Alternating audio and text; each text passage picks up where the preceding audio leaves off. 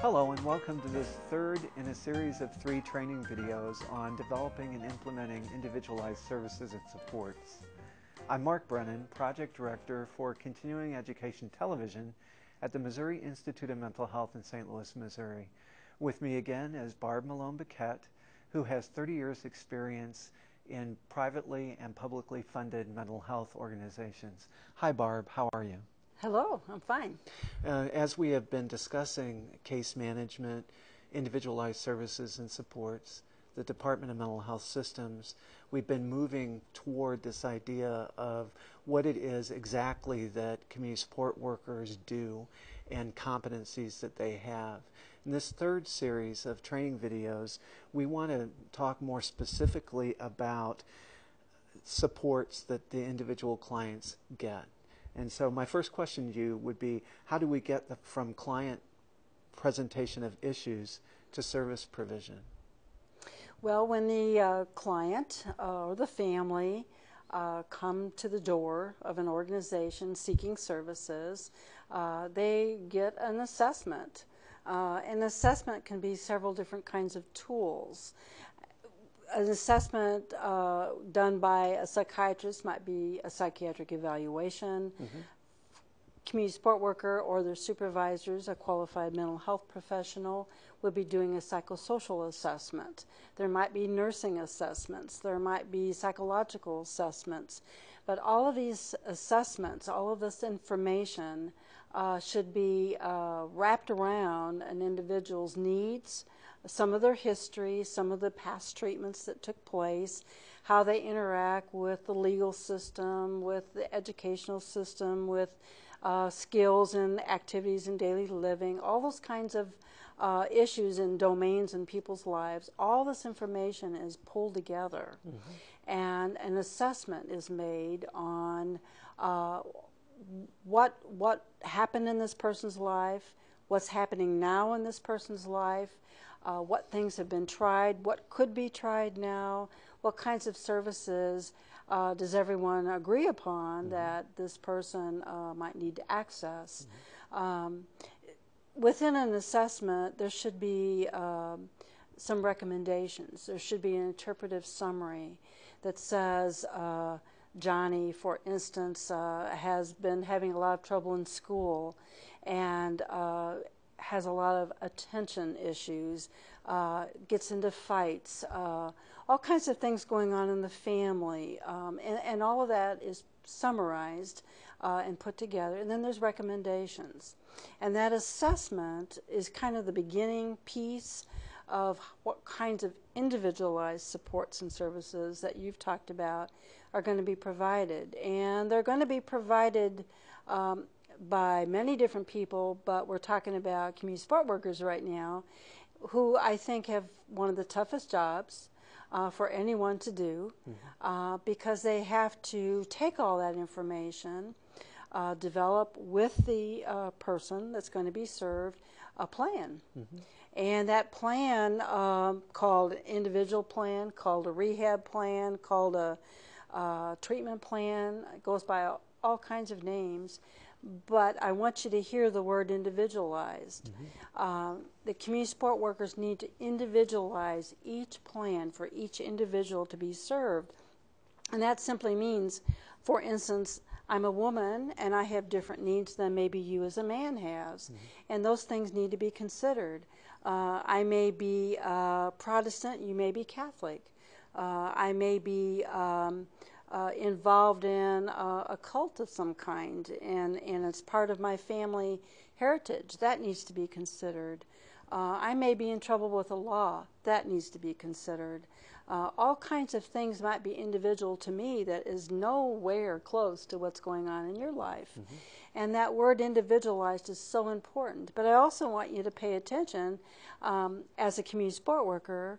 What are my strengths? How can I get through some of this stuff? A community support worker needs to assess that, talk with you about it. You know, a lot of times when people enter the doors for help, it's kind of that last rope, that last chance, that last thing that's going on in their life. They've, at that point in time, become so discouraged. They feel like they have no hope. And certainly they can never see the strengths that they have within them. Mm-hmm. So the community support worker needs to develop a strengths-based assessment of information that they've gathered from all the tools I've just talked about, and utilize that in an individualized plan. Let me ask you that now we're talking about assessment. It starts out with a conversation, I would imagine, that the community support worker might have with that individual. I'm glad you asked that. In the work that we do in social services and in the mental health field especially, if you can put yourself in the position of being someone coming to you for help, and you have a severe and persistent mental illness and not always been treated well, the last thing a person needs is someone drilling them with a bunch of questions. Mm-hmm. So just as you and I are sitting here conversing and talking, that's the way an assessment should happen. Mm-hmm. Yes, there are certain technical assessments that are strictly question-based and skill-based, but a psychosocial assessment that can be done conversationally puts everyone at ease, and you gather more information. And for a child like Johnny, as you described, it might also involve not directly talking, but maybe having a conversation over toys or having playtime as a way to get some information from Johnny. You know, one of the best tools that I've learned in terms of assessing individuals that just feel scared or limited by sharing information is, I'll say, let's go take a ride. Mm-hmm. And it's amazing how much people disclose and talk while they're taking a ride. Mm-hmm. I don't know if that has anything to do with you're not really looking them eye to eye, or they're able to just kind of get lost in the scenery and just chat. Mm-hmm. But you can take a ride. You can go to the park. You can sit at Hardee's. You can go have wherever a cup of coffee. have a cup of coffee. Go anywhere and do those things just to gather information. You need that information as a community support worker to know what you need to do to help that person along. Help me to understand is a question that I've used in the past as a way to get people to open up with regard to information, suggesting that I may not have the answers and I may not understand what you're going through, but if I ask for that assistance, you might be more willing then to disclose information. And I would imagine that community support workers do similar things. And I agree, and I appreciate that statement of help me understand. That's also a very good statement to use where someone is saying something to you that you either don't agree with, Mm-hmm. or they're saying it in a way that is somewhat antagonistic. And so if you can come back as a community support worker and say, well, help me understand what you're really saying to me, or help me understand what you're saying, that kind of neutralizes the situation, and they're more apt to answer the questions. Mm-hmm. So once this assessment process is underway, does it end at some point, or is it a continual process?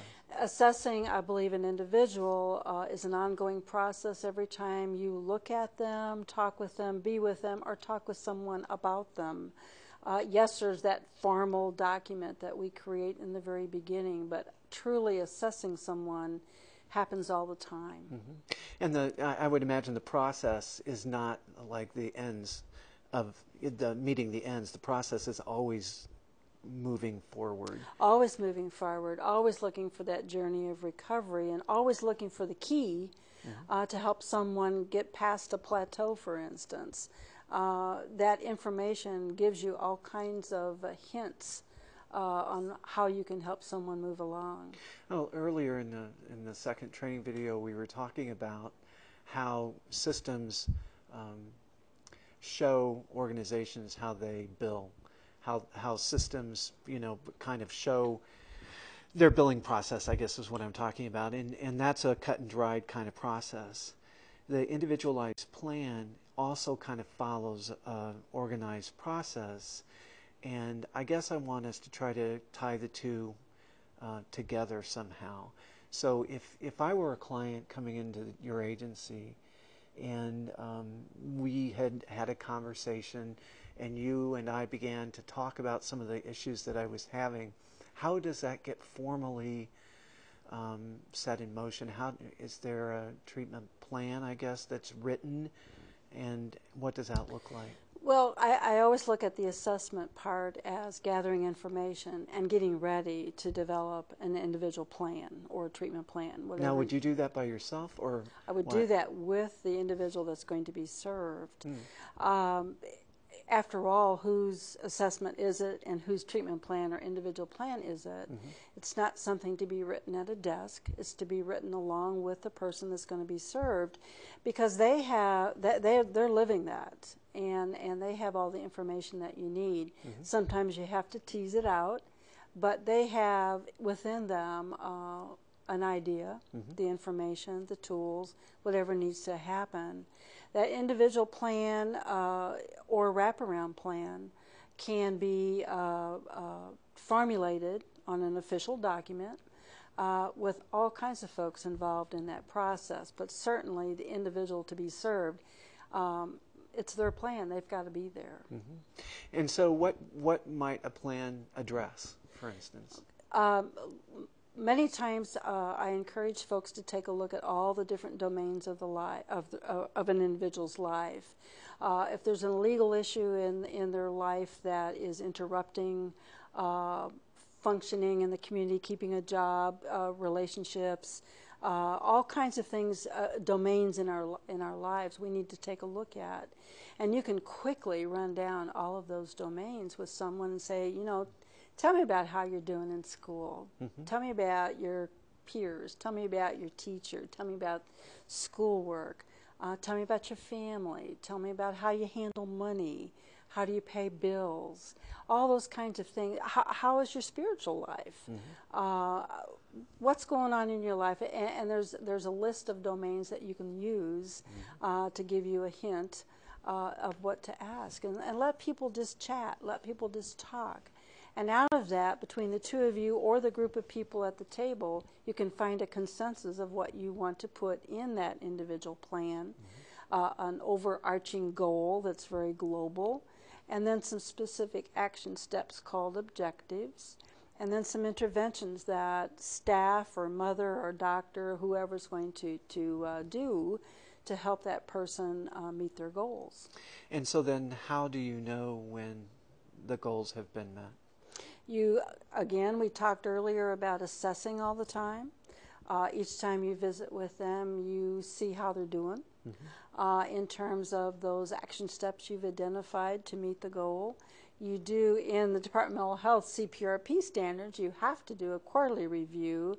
I encourage folks to do a review all the time when they're seeing folks, and use the documentation of progress noting as a way to measure how individuals are meeting those objectives or not meeting them, what needs to be tweaked, what needs to be changed.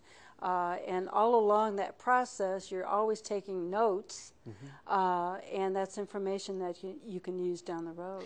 Now, when I was drawing a parallel in my mind between progress note and individualized rehab plan, those are two different things. Yes. The individual rehab plan is what is developed with the client at the time that they're presenting. It's a roadmap. It's a roadmap. And the progress notes are a way to demonstrate movement as identified in the rehab plan. That is correct. It tells you which road you went down or followed on that roadmap that you've developed in the individual plan. Now I want to talk about progress notes here in a minute, but I'm curious to find out this measurability of the goals on the rehab plan. How do you measure whether progress is made? Is it date-driven? Is it goal-driven? How is that? Well, again, the goal might be a very global thing. I just want to live independently in the community. The objectives are those action steps, those individual things that need to be measurable. For instance, in order to reach my overarching goal of living independently, I may need to take my medication as prescribed, and that may be 3 times a day. I may need to pay my bills on time, and that may be monthly, maybe twice a month.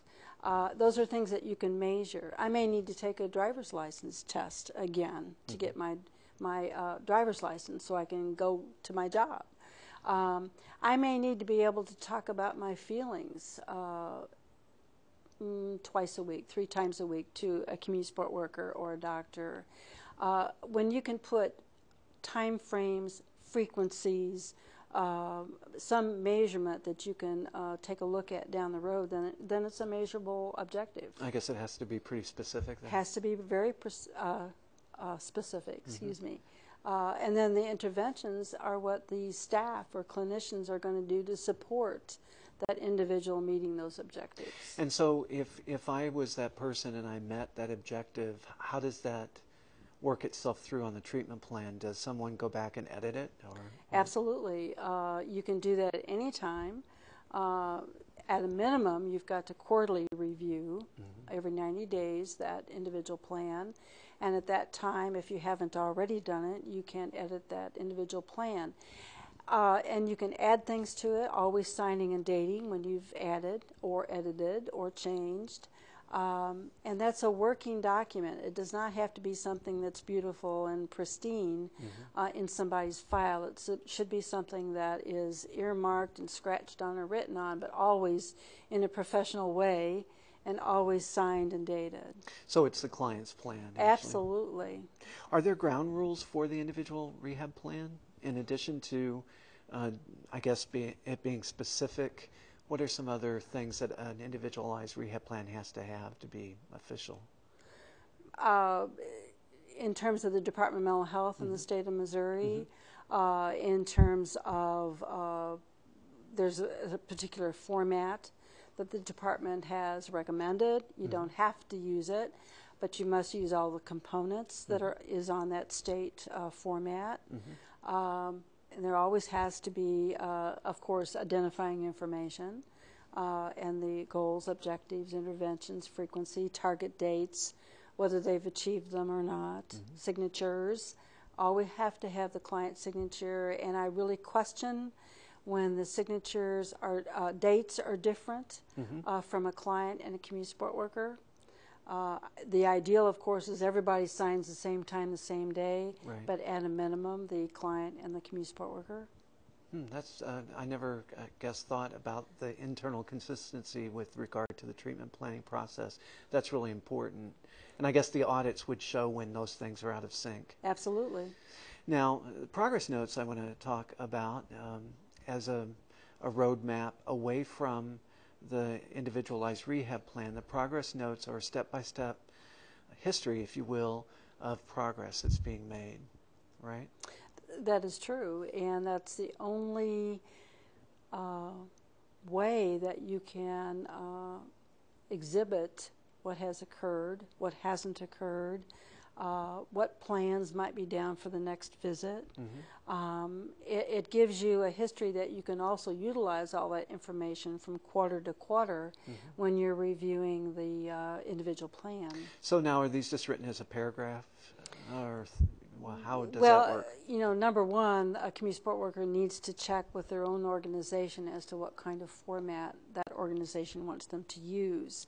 Sometimes it is just a narrative, but many times organizations require a particular format, such as a SERP note, which is S for situation of what's occurring at the time, I for intervention, what did you do to address the situation you've just described, and the R for a response from the individual being served to your intervention.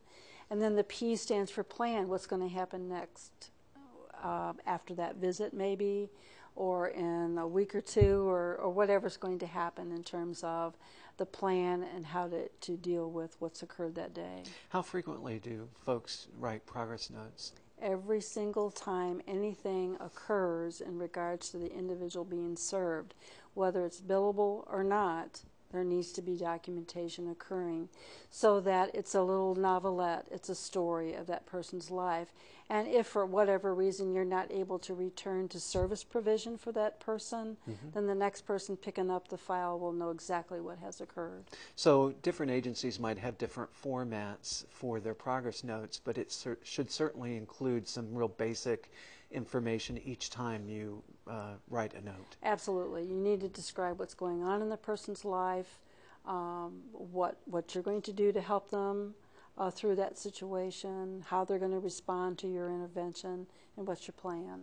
I know, Barbara, we're at the end of our time. Could you give us a brief summary of the whole three pieces that we've been talking about, just in terms of organizational structure, individual program, and client service? Well, I will try. I guess what I want to have the overriding feature of these three sessions is that a community support worker, a case manager, a service provider, whatever the title, they've got a very important job ahead of them, and they must do it with clinical skills, but they must do it with an attitude of wanting to help somebody, give somebody hope. And in the constraints of all of that are the systems that we've talked about, the documentation that has to occur, because those are all auditable and monitored things that just give us measurement tools. The Department of Mental Health in the state of Missouri has tried to provide us with standards and regulations to provide our services under, and they certainly support the system of care. They support the wraparound services. And I really encourage any individual that wants to provide services to seriously emotionally disturbed children or serious and persistently mentally ill adults to take a look at wraparound process, to look at system of care, to look at the right documentation, but to look within their hearts as to is this something that they can really do, really want to do, and do they want to give hope to others. And it sounds like those systems of care take different paths in terms of acute care, short-term care, long-term care, and might also provide vocational services, Absolutely. pre-vocational services, and support generally across the lifespan. Certainly, we've not talked about all the different kinds of aspects of services that can be provided, but there's many, and I really encourage folks to research those. Thank you, Barbara. I appreciate your time. For all of you who are looking at this training video, I encourage you to look at the glossary of terms, key concepts, and more importantly, points of application that are attendant to this training video, and you won't have any problem passing the test. Thank you and good luck.